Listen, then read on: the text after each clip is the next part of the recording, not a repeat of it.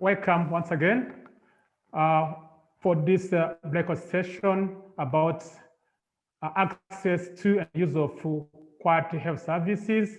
Here we have Petra from UNFPA and Orenera from World Health Organization.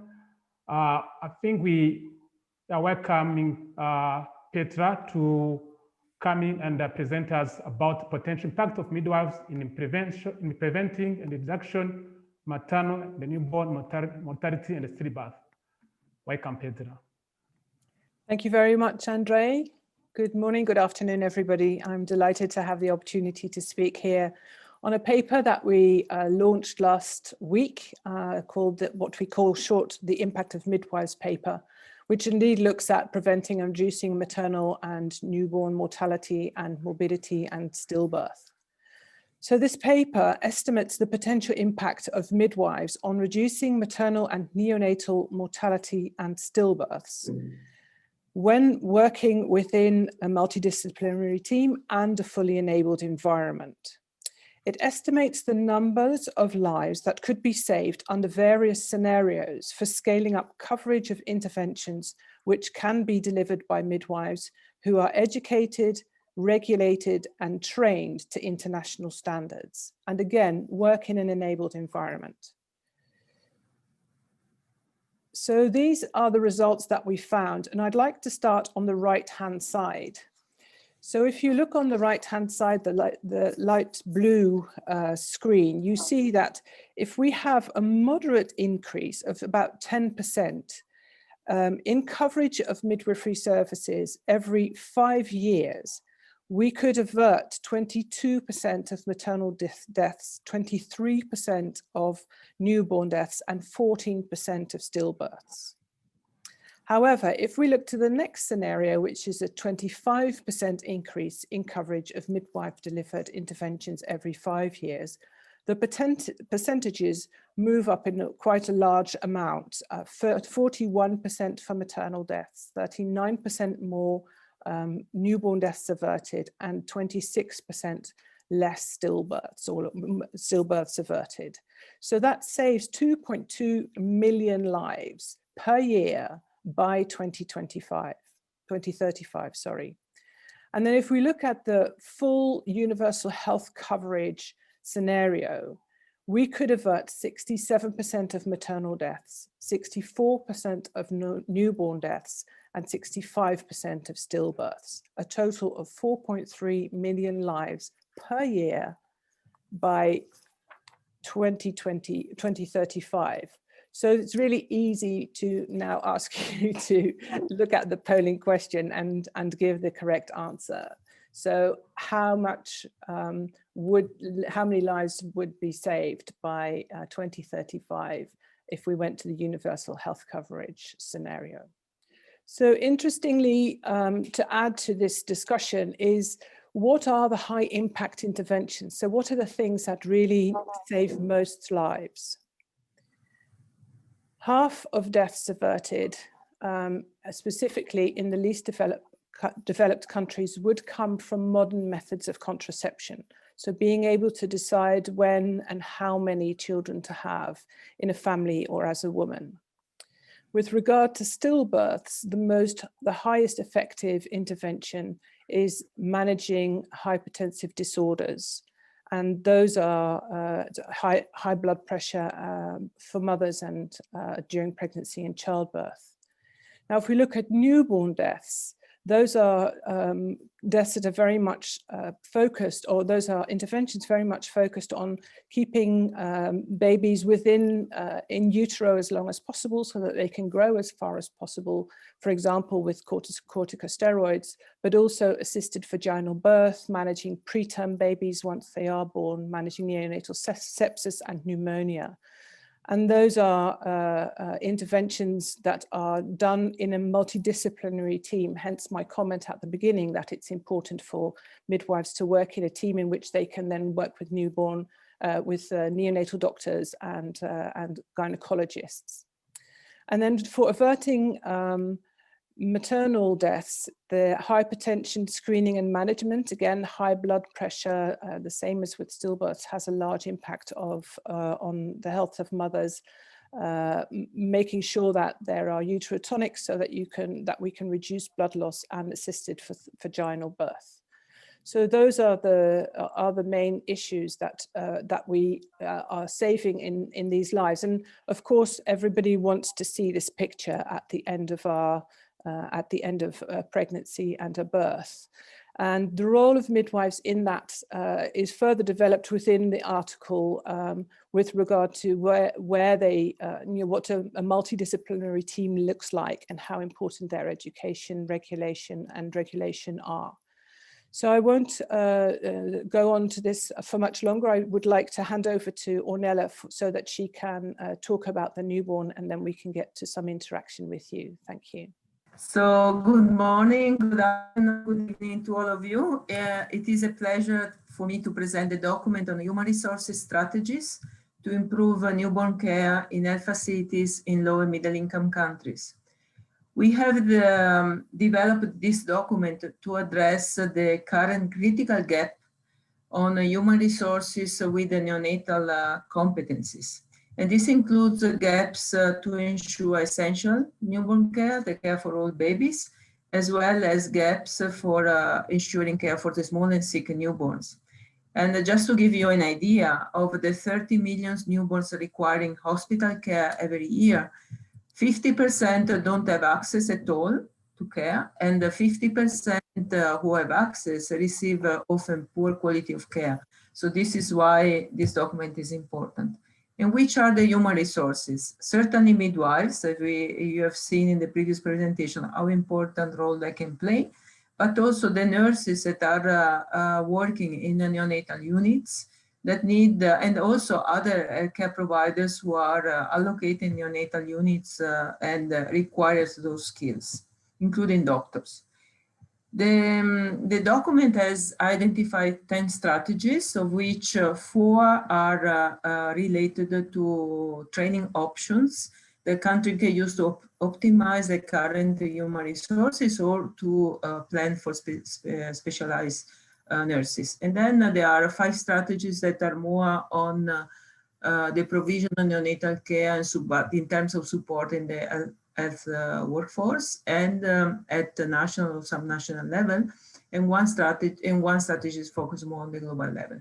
So on the training options, certainly important to start with improving and standardizing the content, the curriculum, and the development of the competencies in pre-service programs, so the healthcare workers that are produced will be more prepared to address neonatal health. And then moving to building strategies focusing more on building the capacity of existing care providers, so with the different type of training programs that can be used for in-service training, including quality improvement, mentoring, and so on. Then one strategy is to upgrade existing cadres with additional resources that can provide additional qualification, certification. And then finally, for countries that are embarking in tertiary level care, especially expansion, then they can create and train a new cadre of specialized neonatal nurses. And then there are the strategies that are more related to the provision of neonatal care, like standardizing the levels of neonatal care provision, establishing strategies for healthcare workers, recruitment, well-being, motivation, and retention. All an area is related to effective staffing, staff ratios, and skill mixes in the neonatal units at the point of service delivery. And then, of course, incorporating this strengthening, basically, the national human resource planning policy and regulations in relation to the development and management of neonatal services at the different levels. And finally, allocated the resources for that. And the last, but also important strategies are the global actions, which are actually the role that global community can have in supporting global strategies, the collaborations, but also looking at the accountability, leadership, and governance for human resources for newborn care. as well as integrating innovative multi-country research and the monitoring. And the document provides also some suggestions in terms of priorities and timeline for action, starting now, let's say, with quantifying the numbers, the categories, but also looking at the needs and the baseline, and assessing also the situation of the training programs and so on, and developing the plans, and then moving on with the implementation of those plans with the objective of increasing the numbers of qualified healthcare workers responsible for newborn care at around 40% by 2025, and again around 75% of the gap by 2030, and at the same time expanding the coverage and access of quality neonatal care to around 40% of the target gaps of services by 2025 and 75% by 2030.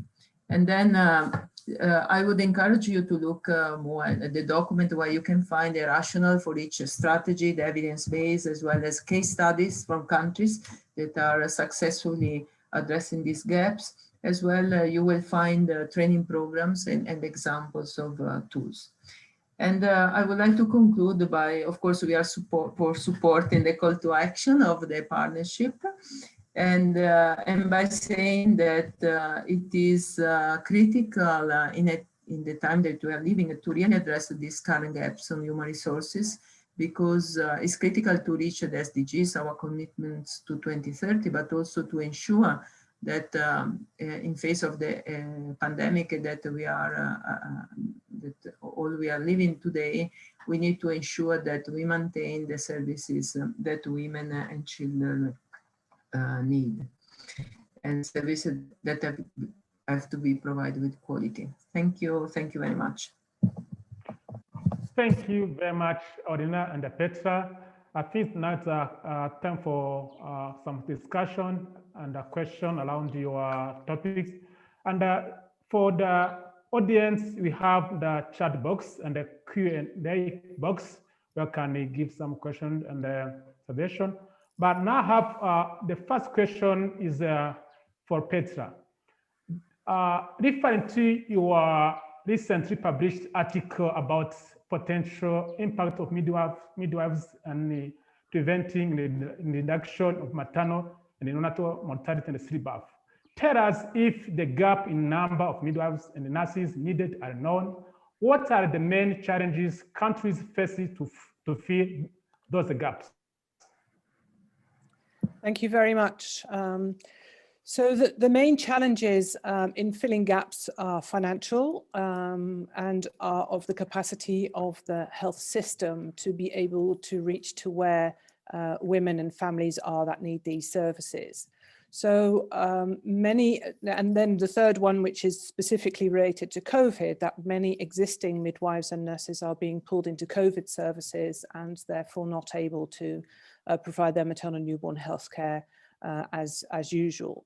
So there are large numbers of midwives being trained in many countries, many of the developing countries as well. But in order for them to be able to be effective, they need to be in a fully functional working environment. And I spoke about that a little bit earlier. So they need to have a facility where women can access. They need to have full education and regulation. They need to be facilitated within that in the facility where they work to really provide the care that women and newborns need. And that they work that from within a system, within a fully functional team of care providers. Thank you so much, Petra. During this, what would you recommend to increase the capacity of countries to train more neonatal nurses and midwives? Do you have an idea about that? I think that there needs to be a comprehensive analysis of in a country as to where there are lots of nurses and midwives and where there are not, so that there's a better distribution. I also think that some of the harder to reach areas in a country need to be effectively connected with into the health system, so that there is access and opportunity for referral, which is one of the most important things during pregnancy and childbirth. I'll leave a slot for Ornella to talk about the neonatal connection. Thank you so much. Maybe the question I will ask to Ornella, it's about what health organization as the lead organization supporting those efforts? What are some training courses offered to bridge the competence gap in neonatal care? Thank you, Andrew. Yes, we have some courses already available, like the Essential Newborn Care course or the First Embrace that is very practical on quality improvement. We have courses that are focusing on specific needs, like sepsis or the breastfeeding, etc. But what I would like to take the opportunity for now is to let you know that we are working on really on a course that is called Midwifery Toolkit, that will be launched early next year, in the first quarter of next year, that have really is very flexible, is for both in-service and pre-service training with the modules that can be used for face-to-face and distance learning, and as is focusing on what are the midwifery skills that are required for taking care of women as well as the newborns. So stay tuned to find this course soon for next year. Yeah. Thank you so much, Ornella. You already outlined the required effort to improve neonatal care. In your opinion, as a neonatologist and a public health expert, should mother and the family's members be allowed in neonatal units all the times? Absolutely, this absolutely. I was training in the 80s. When we were in Europe, when we were giving only very little time of contact, from mothers and their newborn babies in the neonatal units. It was terrible. Everything has been totally changed, and now we know that by keeping mothers and babies together, and even the fathers, we can have much better outcomes, both in terms of for the babies, but as well as for the families. Brain of the baby develops much better.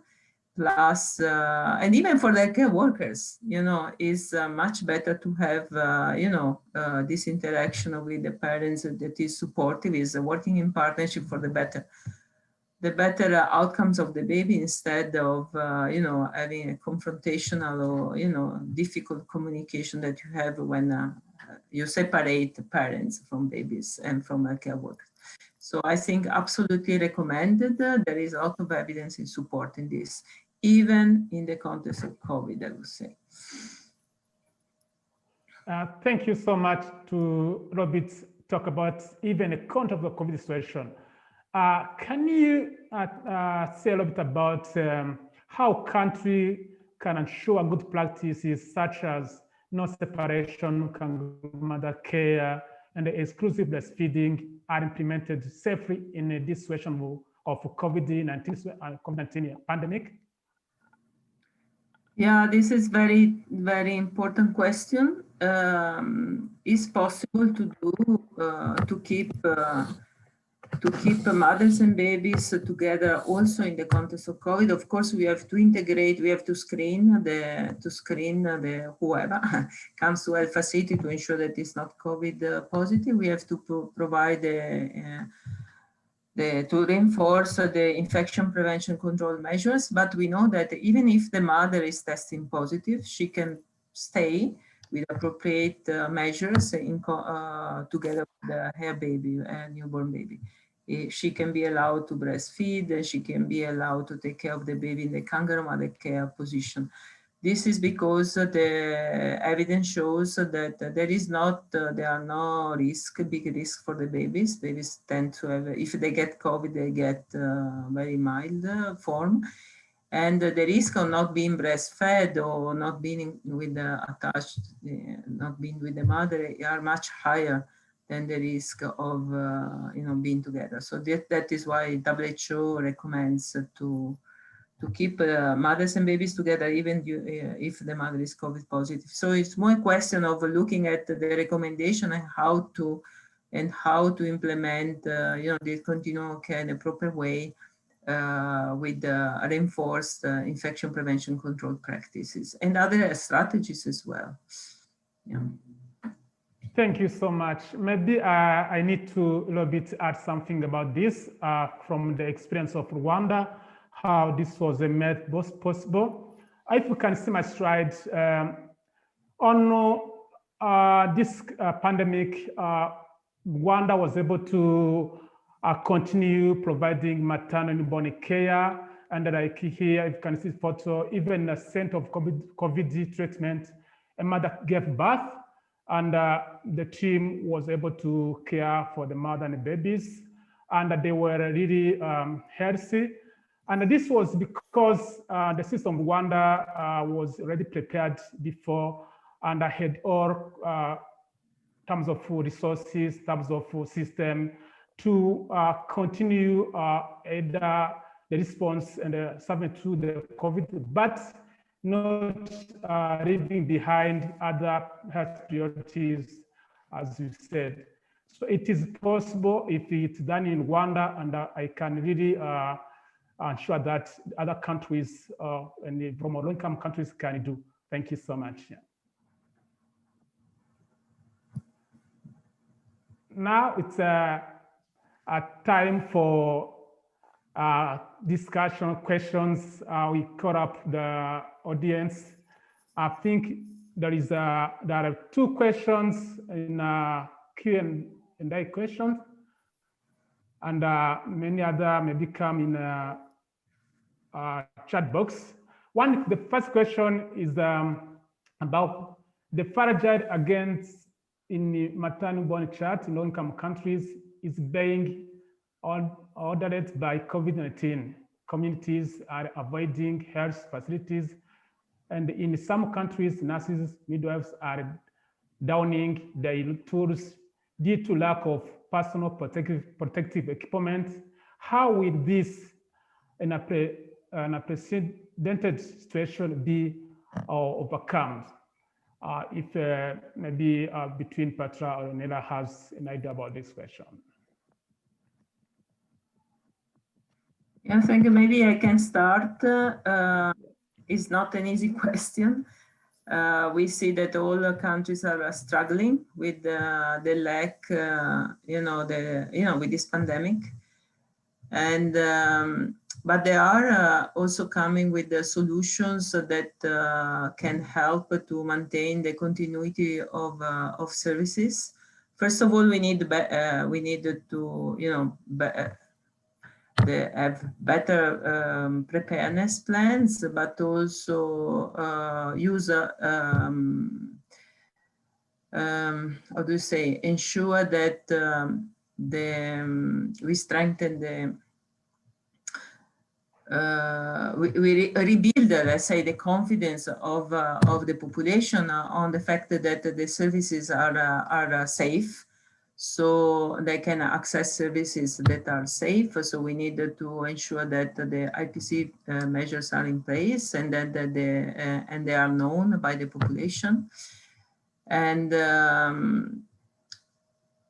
then testing or screening and distributing the clients according to the screening questions, I think is very important.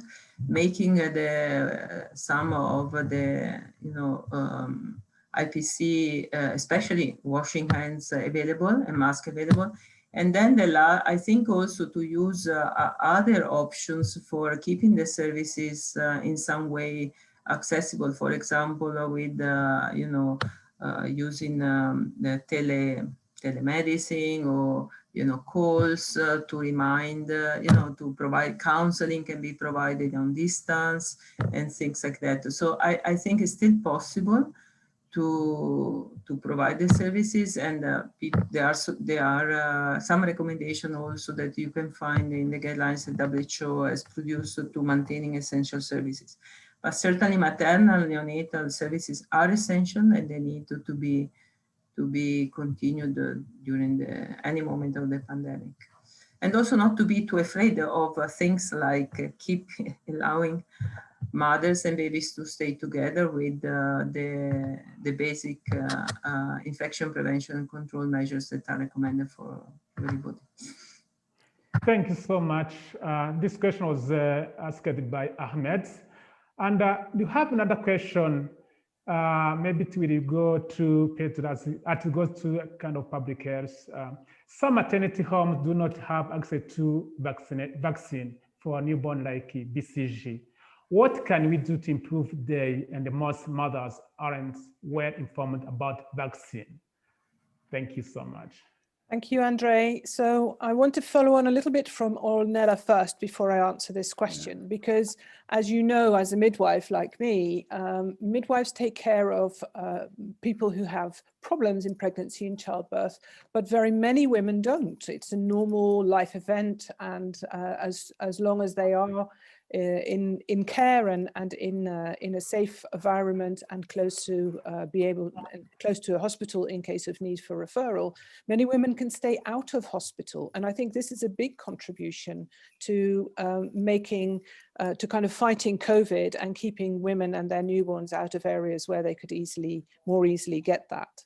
So to me, there is a big advantage and a big opportunity for midwives to show how the balance between physiology and pathology can be well managed. For example, in on-site midwife-led units, or in other areas that are close to facilities, so that there's not a lot of time needed to refer if there is a problem. To me, that piece also then allows for good bonding together between mothers and children, and as well an opportunity for closer contact with family, as Ornella was talking about earlier. I'm not sure around really what to answer with regard to the BCG question, other than that I really do believe it should be available for everybody in all facilities. But of course, there are lots of impeding and complications with regard to that. Sometimes procurement isn't possible, and in several situations, they can't be stored safely or correctly. Thank you so much. Sorry.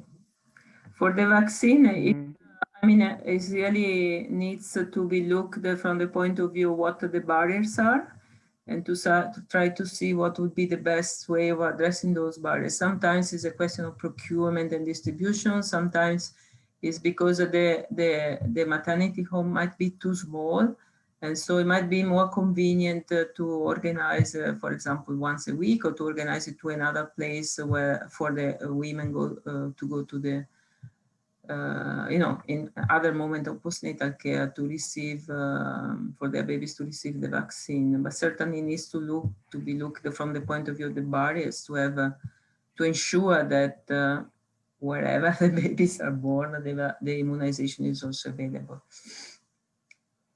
Thank you so much. This was very fantastic. Thank you, Adeola, for this question. And there's another question from an anonymous person. It's about, do you have any specific advice for improving perinatal, maternal, and newborn care in humanitarian emergency context? Well, I'm happy to respond to this. This is very important. We know that the majority of deaths actually take place, maternal, neonatal stillbirths take place in countries that are fragile or are living in humanitarian populations, living in humanitarian situations. But certainly we have an opportunity of strengthening the preparedness and response plans. And in our area of work, particularly in neonatal, I would say there is the need of having better prepared emergency teams. So there are, sometimes you hear even in the news that, you know, there is promoted a formula when there is an emergency and it's not really needed. So I think the teams that are working in emergency need to be more familiar with the evidence-based interventions that should be provided to the women and newborns in those contexts. And the kits, you know, the emergency kits, both for mothers and newborns, should be available. And but there are systems, but in place. But the best is to have them organized in the phase of preparedness, so the response can be much faster. So this is what I would say is certainly in the preparedness would be very important to be sure that this population are mothers and babies are always considered in that phase. So it will be much faster to respond. So what are some of the mechanisms that developed countries are putting in place to make sure that the underdeveloped countries also benefit from the distribution of the COVID-19 vaccine? Okay, an idea from you or Ornella, someone can give an answer around that? Yes, there are a number of coalitions that have been put in place in order to support the more equitable distribution of the vaccine also in less developed countries. So I saw recently, just this week actually, the pledges of some of the countries. Particularly I saw the European Union, the Norway, Germany, France. So there are developed countries that put already aside funds for directly for the not only for the development of vaccine, but for all the phase of the distribution and the purchasing for the countries, as well as support to the, you know, the big, you know, the Gavi and the coalitions that are usually support the vaccination programs. So there are different avenues. So there are a lot of discussions to ensure that, you know, as the vaccines are approved and move to phase 3 are distributed all over the world. Yeah. And it's a high priority actually among WHO. I mean, there are certainly WHO and others in these coalitions. Thanks so much. Thank you, everyone. Thanks so much, Petra and Nera. And we can shift to the panel session. Thank you. Thank you, Andre.